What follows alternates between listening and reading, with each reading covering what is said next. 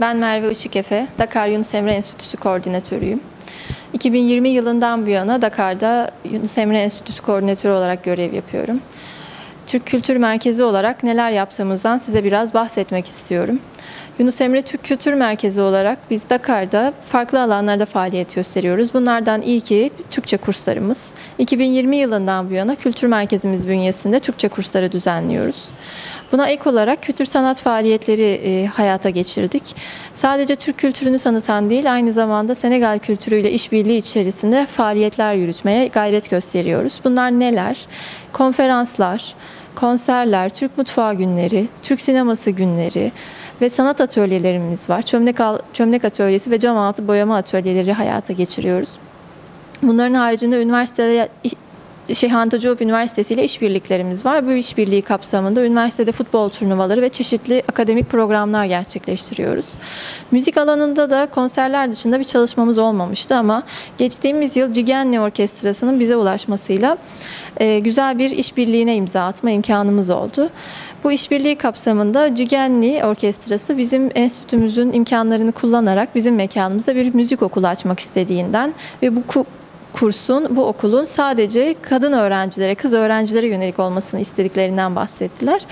Bir kadın yönetici olarak bu beni çok heyecanlandırdı ve içerisinde olmayı gerçekten çok istediğim bir projeydi. Bugün ilk dersini ve başlangıç seremonisini yapmamız mümkün olabildi. Çok mutluyum. Burada bulunan öğrencilerin hepsinin çok daha iyi olanaklarda, çok daha iyi yerlerde olabilmesini, bu eğitimi aldıktan sonra çok daha iyi yerlerde olabilmelerini temenni ediyorum. Mümkün olursa ben de bir enstrüman çalmayı öğrenmek istiyorum. Yıl içerisinde yapmayı düşündüğümüz konserler kapsamında Türkiye'den getirmeyi planladığımız müzisyenlerden bazılarının da bu kurstaki eğitim alan öğrencilere müzik alanında dersler vermelerini planlıyoruz. Bu yılın bitiminde belki bu grupla birlikte bir küçük konserde düzenleyebiliriz.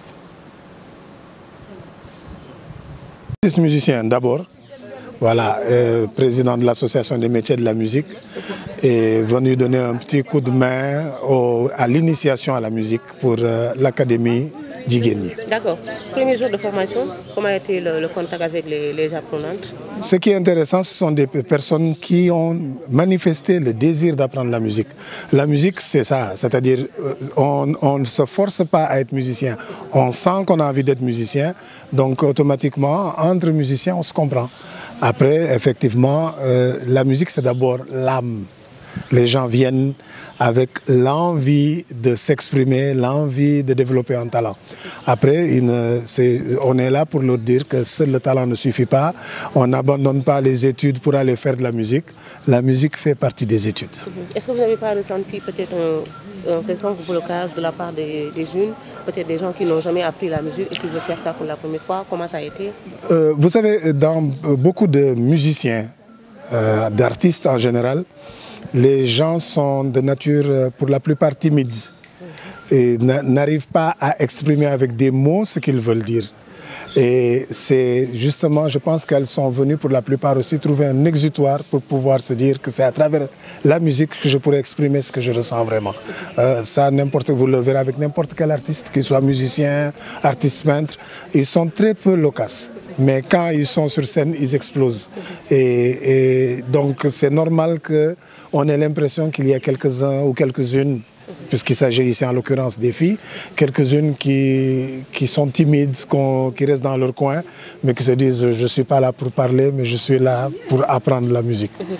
Voilà. Une vingtaine de filles dans la salle, certaines apprennent la guitare, d'autres le piano, d'autres la percussion. Alors comment est-ce que vous allez faire pour tout ça? Je ne sais pas trop, il va falloir poser la question à Samba. Je suppose qu'il a son plan. Moi, c'est vrai que je suis venu ouvrir une session, faire ce qu'on appelle une introduction, montrer un peu c'est quoi le chemin de ce métier-là, parce que c'est un métier, quoi qu'on dise. Je suppose que ceux qui sont venus dire « je suis venu pour améliorer mon talent, je suis venu pour apprendre ». Par exemple, j'ai vu des filles qui disent « j'ai envie de jouer de la guitare », d'autres « j'ai envie de jouer de la batterie ». On a très peu de batteurs, hein, de femmes batteurs au Sénégal, très peu de femmes bassistes, même si ça en existe.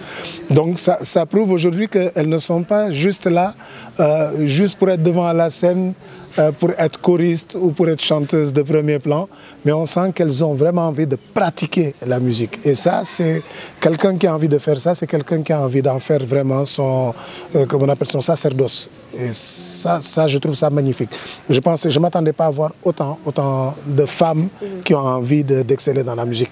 Ce qui est compliqué jusqu'à aujourd'hui, c'est qu'on avait peu de femmes parce qu'on ne le voyait pas comme un métier, et que si on le voyait comme un métier, la vie sociale nous rattrapait parce qu'on s'est marié, parce qu'on a eu un enfant, qu'on a dû arrêter un moment et que les gens ne nous ont pas attendus, sont partis.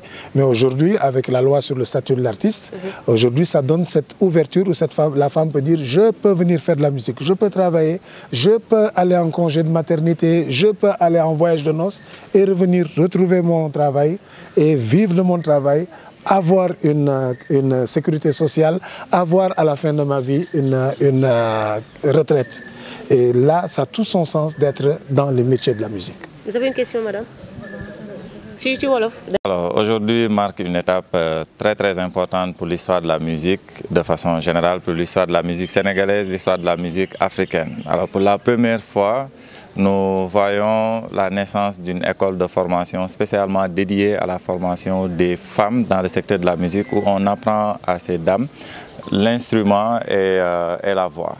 Donc pour nous, c'est quand même important pour avoir étudié un peu l'environnement sénégalais, africain même pratiquement, qui brille de par son absence de femmes instrumentistes, chanteuses et pratiquantes de la musique. Donc pour nous, c'est tout indiqué aujourd'hui, avec l'ouverture de cette académie, de pouvoir challenger les femmes, leur permettre d'avoir un cadre d'apprentissage pratique en même temps pour pouvoir faire de leur loisir, de leur choix, un métier, et un métier qui leur permet aujourd'hui de pouvoir être opérationnel dans le monde de l'emploi. Voilà aujourd'hui ce qui nous a réunis aujourd'hui et qui marque le lancement officiel de Jigéni Academy Musique. Est-ce que vous avez ressenti la demande auprès des femmes ou bien venant des femmes? C'est pourquoi vous avez mis en place cette académie ou bien le besoin est réel. Il faut juste voir la salle pour attester que le besoin est réel. La salle était quand même remplie de dames. Donc ça veut dire qu'aujourd'hui, il leur manquait juste tout simplement un cadre qui leur permet aujourd'hui de pouvoir pratiquer leur désir, leur souhait aujourd'hui de faire leur choix de métier, la musique. Et je pense qu'avec cette école académie, Jigéni Academy Musique, Jam School 221 comme on l'appelle affectueusement, permettra aujourd'hui de pouvoir mettre à disposition du marché sénégalais de la matière non seulement grise, mais de la matière opérationnelle pour que le secteur de la musique que nous aimons bien puisse être vraiment très compétitif, aussi bien au niveau national qu'au niveau international. Je vais venir avec la question que j'ai posée tout à l'heure à Daniel, vis-à-vis sur le plan de la pratique. Tout le monde ou bien toutes les apprenantes n'ont pas les mêmes besoins. Comment est-ce que vous allez procéder pour ça? Dans la vie, on n'a pas les mêmes besoins.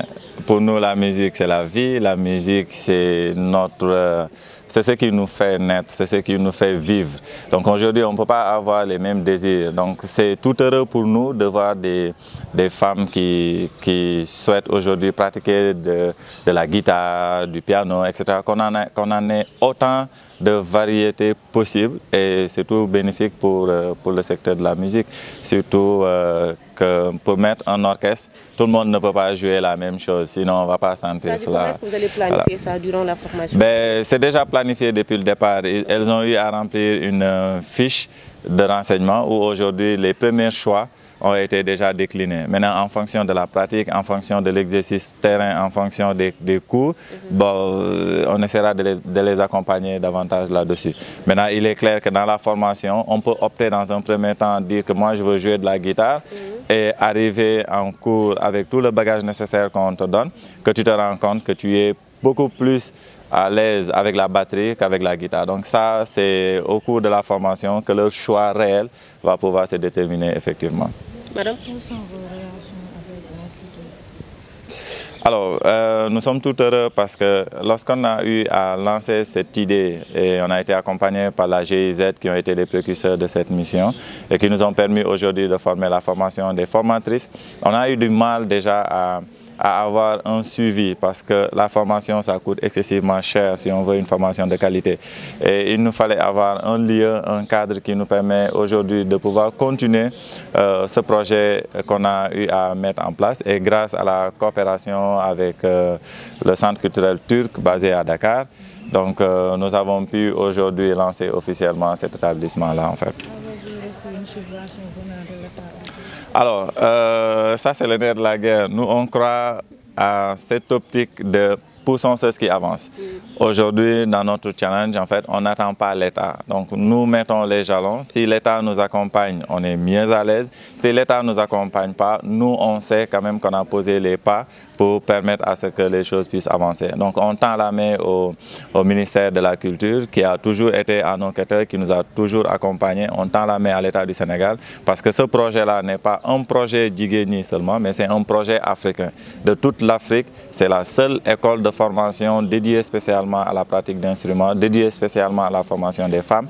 Donc, toute l'Afrique doit y mettre la main pour que ça puisse rayonner et permettre à ce que le monde entier puisse tourner le projecteur vers l'Afrique.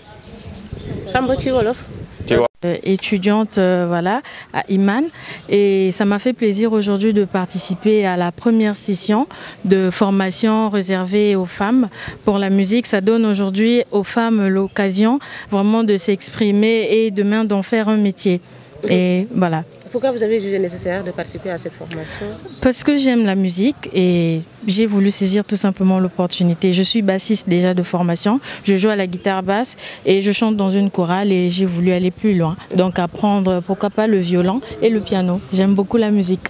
Et le premier contact, le premier jour, pour vous, comment ça a été? Ça s'est vraiment bien passé. De ce que j'ai vu, de l'aperçu, vraiment, ça va beaucoup bien se passer. Ça a été très clair avec le tableau. On a beaucoup vraiment fait contact, pris contact. Ça a été vraiment un plaisir.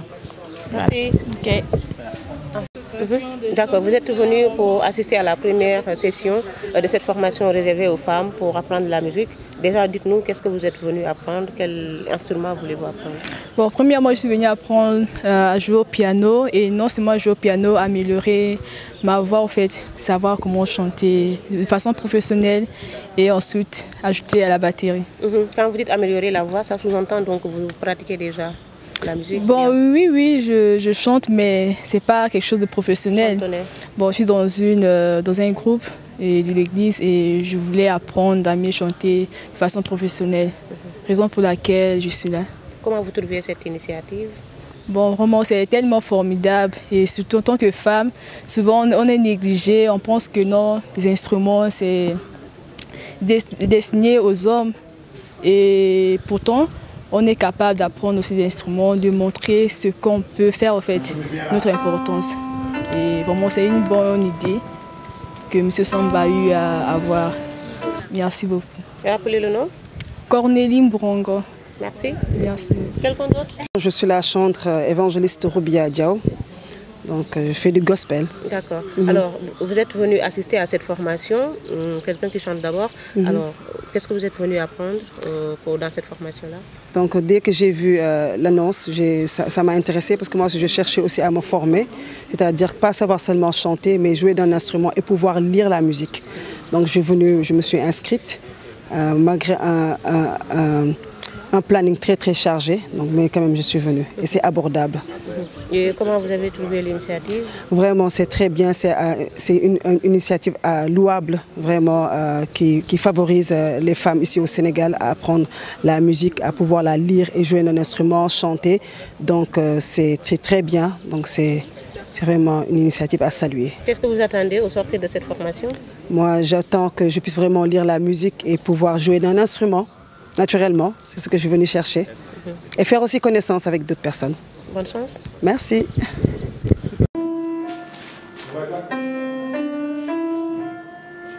On continue.